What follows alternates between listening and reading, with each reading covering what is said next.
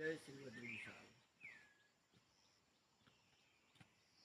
यहाँ अभी वर्तमान इस पहाड़ी के पीछे से भगवान दिवाकर यानी भास्कर भगवान दर्शन देते और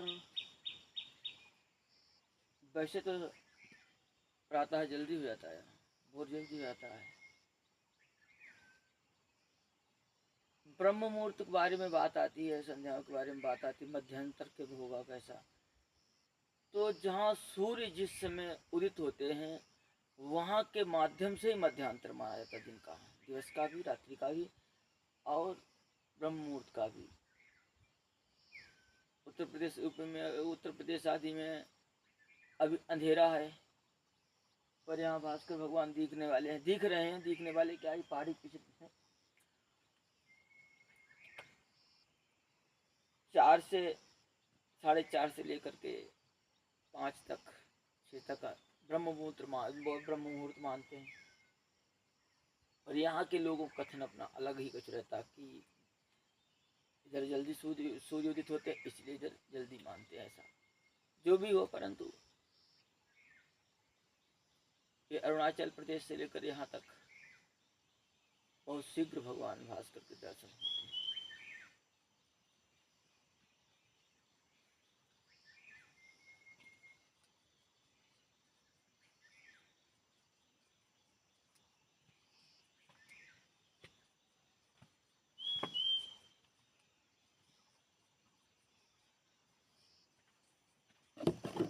मेरे भगवान की सेवा हो गई। अब थोड़ा दैनिक नित्य कर्म करेंगे।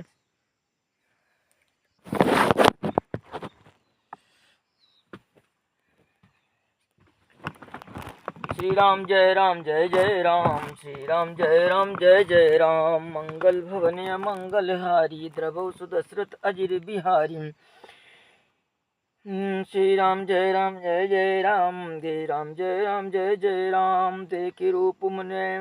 देख रूप मुनि बिरत बिसारी, बड़ी बार लगी रहे निहारी। लक्षण तास बिलोक भुलाने, हृदय हरस नहीं प्रकट बखाने। जो यही बरई अमर सोई होई, समर भूमि ते जीत न कोई।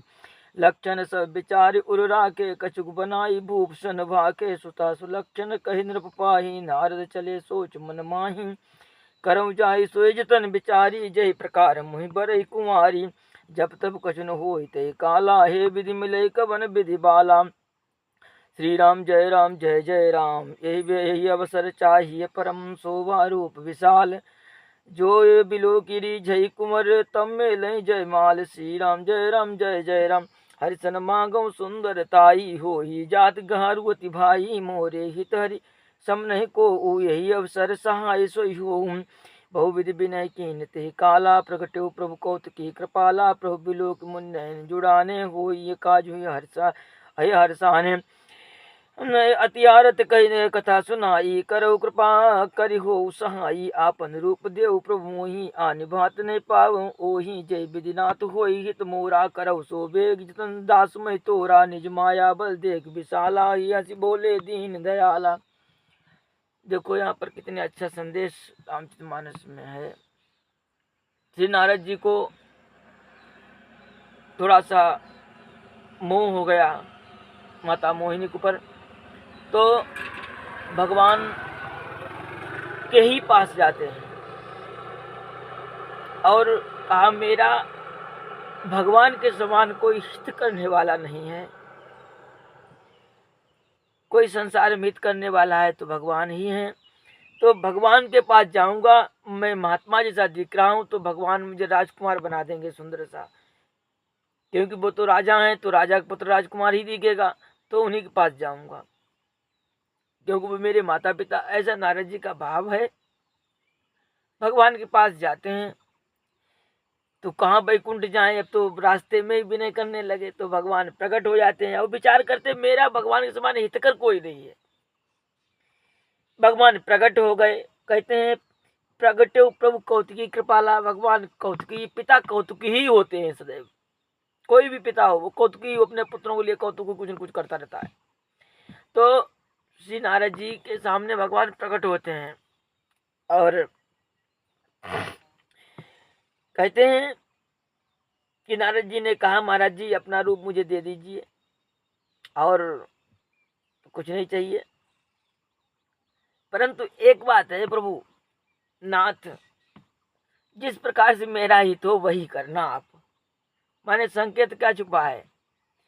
पुत्र तो गलत भी सोच सकता है, क्योंकि पुत्र फिर किस बात गलत ना सोचे, तो पुत्र कुछ भी सोच सकता है, परंतु पिता तो श्रेष्ठ वही है जो अपने पुत्र का सर्व तरह से सर्व विधि हित हो, ऐसा करे। तो हे नाथ आप वही करना जिससे मेरा हित हो। जय विधि नाथ होई हित मोरा, करो उस बेग दास में तोरा। मैं आपका दास हूं, ये भी एक आन दिखा दी, देखो मैं आपका दास हूं, मेरा अहित नहीं होना चाहिए। भगवान ने निज माया बल देख विशाला, ही हंसी बोले दीन दयाला। भगवान ने माया का प्रभाव देखा, मुस्कुरा करके बोले, मुस्कुराना नहीं है हंसना लिखा, हंस करके बोले भगवान ठीक है नारद, जय विधि होई परम हित, नारद सुनहु तुम्हार, सोई हम कर्म न आन कछ वचन रखा। नारद जिस प्रकार से तुम्हारा हित होगा वैसा मैं करूंगा, और ये मेरा वचन मिथ्या नहीं हो सकता है। भगवान ने इसीलिए राम रूप धारण किया, नारी की विरह में धरती पर बन बन भटके। और जब नारद जी अरण्य कांड में भगवान को देखते हैं कि मेरा श्राप धारण करके नाना प्रकार दुख सह रहे हैं, तो भगवान के पास जाते हैं सरकार। तो भगवान कहते हैं कि ये सब चलता है, कोई पिता अपने पुत्र के लिए कुछ भी कर सकता है, भगवान से बढ़ के श्रेष्ठ कोई पिता हो ही नहीं सकता। तो नारद जी पे कहते हैं नारद तुम मेरे परम प्रिय पुत्र हो, तो तुम्हारे लिए ये तो बहुत छोटी बात है, मैं कुछ भी कर सकता हूँ, कुछ भी सह सकता हूँ। माने जो भगवान को शरणागत जीव हो जाता है तब वस्तुतः सत्य यही है कि वही पूरी व्यवस्था करते हैं। हम तो शरणागत भी नहीं है, अपनी कहें तो बिल्कुल नाम के लिए भी नहीं हो पा रहे हैं, लेकिन हम जैसे नालायक को, हम जैसे पागल को भी इतने हिसाब से रखते हैं। तो ये भगवान की कृपा से इससे बढ़ के प्रमाण कोई नहीं हो सकता ना। इसीलिए हम कहते हैं, हम क्या कहते हैं, महापुरुष भी कहते हैं कि भगवान का मंगलमय स्मरण सतत होते रहना चाहिए जीवन में।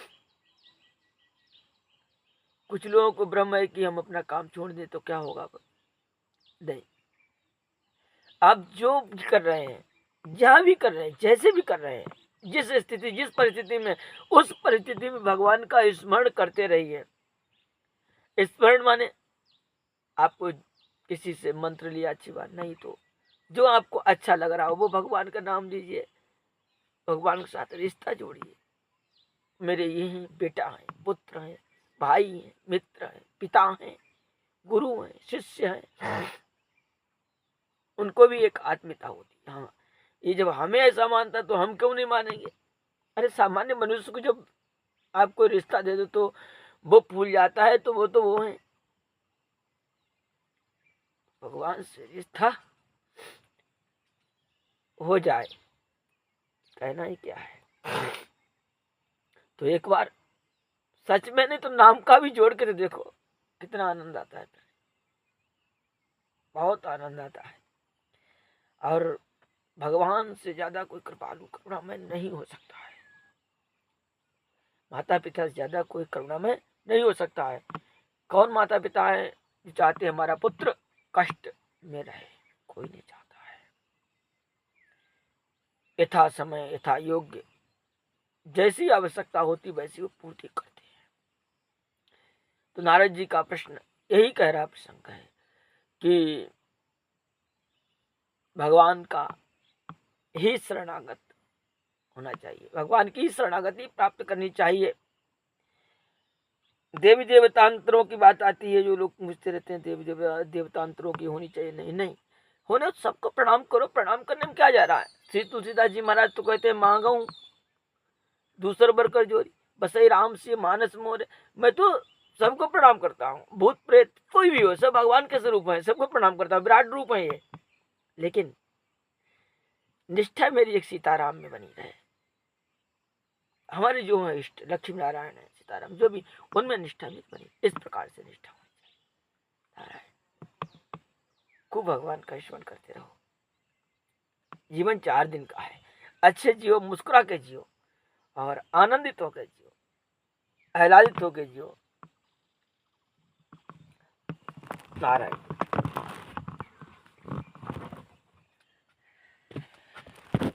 यहाँ देखो भाव, अब भोर निकला हो गया, दिन निकल आया, सूर्य भगवान आ गए यहाँ पर, ये पेड़ के पीछे।